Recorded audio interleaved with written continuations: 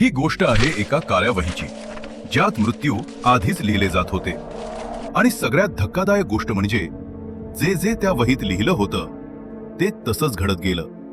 नमस्कार मित्रांनो, आज आपण एका अशा गोष्टीबद्दल बोलणार आहोत जी खरी आहे की खोटी हे आजपर्यंत कोणीही ठामपणे सांगू शकलेलं नाही.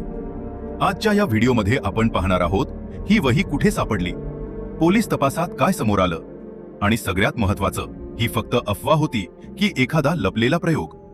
चला सुरुवात करूया.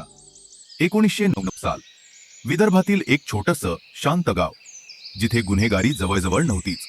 एका रात्री गावात अचानक घबराट पसरली, कारण पोलीस स्टेशनच्या जुन्या स्टोअर रूममध्ये एक काळ्या रंगाची साधी वही सापडली. नाही कुठलं नाव, नाही पत्ता, नाही तारीख. पण जेव्हा पोलिसांनी ती वही उघडली तेव्हा सगळे हादरले.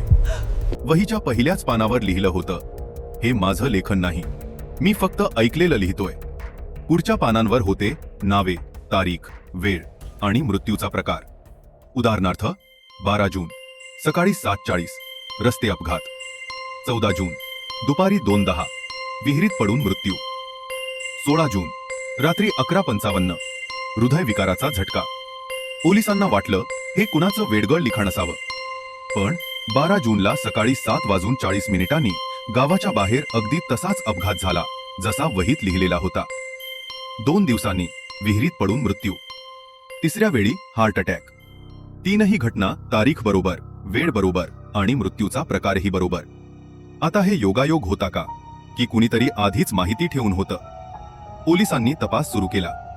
सगळ्या मृत व्यक्तींमध्ये कसलाही थेट संबंध नव्हता. ना आर्थिक वाद, ना कौटुंबिक भांडण. वहीतल्या हस्ताक्षराची तपासणी झाली. 3 वेगवेगळ्या पानांवर हस्ताक्षर थोडं थोडं बदललेलं होतं. म्हणजे लेखक एकच, पण मानसिक स्थिती अस्थिर, किंवा एकापेक्षा जास्त लोक. वहीत शेवटची नोंद होती, 19 जून रात्री 12:15 हा वही वाचणारा मरण पावणार. त्या दिवशी पोलीस स्टेशनमध्ये एक अजीब गोष्ट घडली. रात्री 12:10 लाईट गेली आणि 12:20 जेव्हा लाईट आली वही तिथेच होती. पण ती शेवटची ओळ गायब होती. काही आठवड्यांनी ही केस अचानक बंद करण्यात आली. वहीला एव्हिडन्स म्हणून सील केलं गेलं. कुठलाही FIR सार्वजनिक नाही. आजही त्या पोलीस स्टेशनच्या रेकॉर्डमध्ये एक फाईल आहे, ज्यावर फक्त एवढंच लिहिलंय, नॉट फॉर पब्लिक डिस्क्लोजर.